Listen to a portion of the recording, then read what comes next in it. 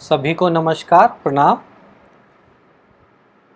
आज हम क्षेत्र स्फुट और बीज स्फुट का जो ये अध्याय 2 होगा और पहले अध्याय में हमने बीज स्फुट को निकालना और ये समझा था कि क्या कब वो श्रेष्ठ बलि यानी पूर्ण बलि, कब वो निम्न बलि होता है। आज इस पाठ में हम उसी तरीके से क्षेत्र स्फुट के बारे में जानेंगे, वो कब श्रेष्ठ बलि होगा, कब निम्न बलि होगा और उसके निकालने की पद्धति जो है उसे भी सीखेंगे।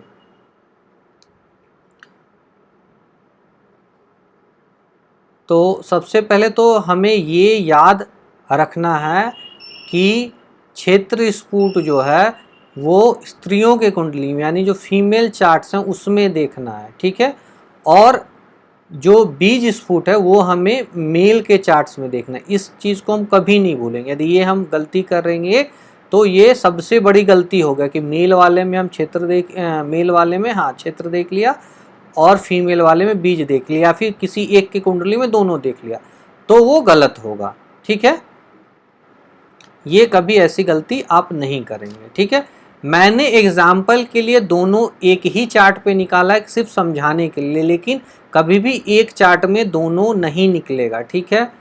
कैलकुलेशन समझाना था तो आप समझ सकते हैं ये एक एग्जाम्पल है, ये रियलिटी नहीं है, इसलिए आप उसे आप समझेंगे, ठीक है।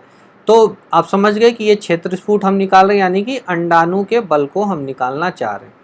अब वहाँ और यहाँ में अंतर क्या है, यानी कहने के बीज स्फुट और क्षेत्र स्फुट में अंतर क्या है। तो अंतर सबसे पहले तो एक हुआ कि ये हमें फीमेल के चार्ट्स में निकालना है, पहला चीज़ तो ये। दूसरा चीज़ क्या, जो ग्रहों में दो अलग ग्रह हो जाएंगे। वहाँ सूर्य और शुक्र था, यहाँ चंद्र और मंगल हो जा रहा है गुरु के साथ। गुरु तो रहेगा ही रहेगा क्योंकि संतान के कारक हैं, तो उन्हें तो आप हटा नहीं सकते। चंद्र और मंगल क्यों, ये हमें जानना होगा। तो सबसे पहले ये जान लें कि चंद्र और मंगल इसीलिए क्योंकि आप समझ लें कि ये तो एक हो गया कि चंद्रमा है, ठीक है, तो वो हमारा हो गया कि स्त्री को रिप्रेजेंट कर रहा है। दूसरा चीज़ मंगल जो है, जो मासिक धर्म होता है हमारा, उसको रिप्रेजेंट करता है। जो ब्लड को रिप्रेजेंट दोनों ऐसे करते हैं, तो इसमें जो मासिक धर्म है उसको रिप्रेजेंट करता है। तो इस तरीके से हमने ये देख रहा है कि एक पोषण करता, जो चंद्रमा है वो पोषण कारक है, और मंगल जो है वो जो मासिक धर्म होता है उसके कारक हैं। इसीलिए इन दोनों ग्रहों को गुरु के साथ लिया गया। जो पद्धति है, जो प्रोसेस है वो सेम है। यहाँ भी आपको चंद्र, गुरु और मंगल के भोगांश को जोड़ना है और फिर वही चीज़ निकालना है जैसे हमने वहाँ निकाला था, ठीक है। इसमें अंतर अब क्या होता है, देखिए, जब श्रेष्ठ बलि उसमें कब होता था, जब दोनों पुरुष राशि और नवांश में जा रहे हैं। यहाँ क्या हो रहा है, यहाँ जब स्त्री नवांश और स्त्री राशि में जब होगा तब वो श्रेष्ठ बलि होगा। और ठीक बीज स्फुट के विपरीत निम्न बलि कब होगा, जब पुरुष नवांश और पुरुष राशि में होगा। और यदि दोनों एक एक हुआ तो फिर ये मध्यम बलि कहलाएगा। अब निकालने के लिए वैसे मैंने एक ही कुंडली पे दोनों को निकालना, फिर मैं दोहराऊं, उसे आप ध्यान देंगे, ठीक है। तो यहाँ पे देख ले, गुरु के भोगांश को हमने देख लिया था, मंगल के भोगांश को देख लिया और चंद्रमा के भोगांश को देख लिया। तो देख लीजिए कि चंद्रमा जो है वो कुंभ राशि में है, यानी उसको हम लिख सकते हैं 10 साइन पास 22 डिग्री 33 मिनट। और मंगल जो है कन्या राशि में है, जो कि 8 डिग्री और 1 मिनट का है, ठीक है।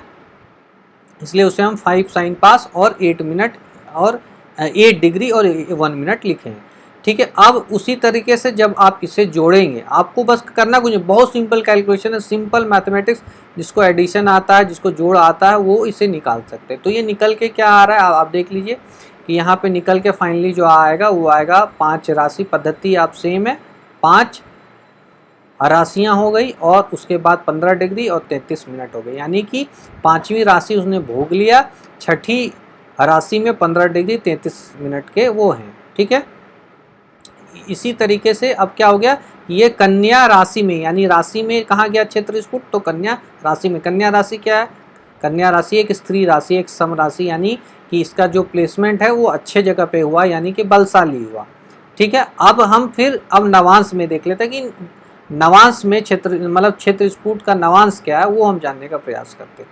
तो पद्धति सेम है, नवांश निकालने का पद्धति वही है कि हम चारों तत्व के राशियों को चारों तत्व में जो ब्लॉक है उसे याद रखेंगे और उसमें जो चर राशि है उससे हम गणना करेंगे और ये जान लेंगे कि जो किस नवांश में यानी गणना में वो किस डिग्री के हिसाब से वो किस नवांश में, 5th नवांश में, 6th नवांश में, 8th नवांश में, 9th नवांश में, 9 तक जाएगा 1 से लेकर 9 तक, तो वो किस नवांश में होगा, गणना कितना करना है।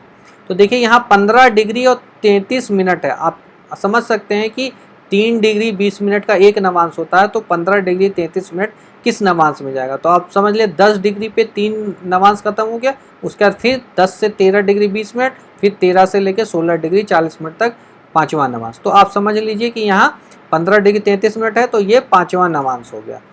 राशि जो पहले राशि ही निर्णय करते हैं, तो राशि में निर्णय कर लिया, ये कन्या राशि में है, यानी कि ये जो पृथ्वी तत्व वाले ब्लॉक में आ गया, यानी पृथ्वी तत्व वाले ये जो ग्रुप बोले उसमें आ गया। अब वहाँ से क्या कर रहे हैं हम कि 2 नंबर जो है वो हो जाएगा स्थिर, 6 नंबर हो जाएगा अद्विसवा और 10 नंबर ही होगा चर, यानी फिर हमें चर से गणना करनी, यानी मकर से हमें गणना करना हो। तो अब देख ले मकर कहाँ पे है, यहाँ पे। मकर से कितना गणना करना है, तो कितने नवांश का भोगांश है वो देख ले, तो 5 नवांश, यानी यहाँ से 5 गणना करना है। तो यानी 1 2 3 4 5, यानी जो नवांश हुआ निकल के आया वो वृष नवांश हो, यानी ये जो नवांश आया 2 नंबर आए, तो ये क्या हुआ, एक स्त्री नवांश है।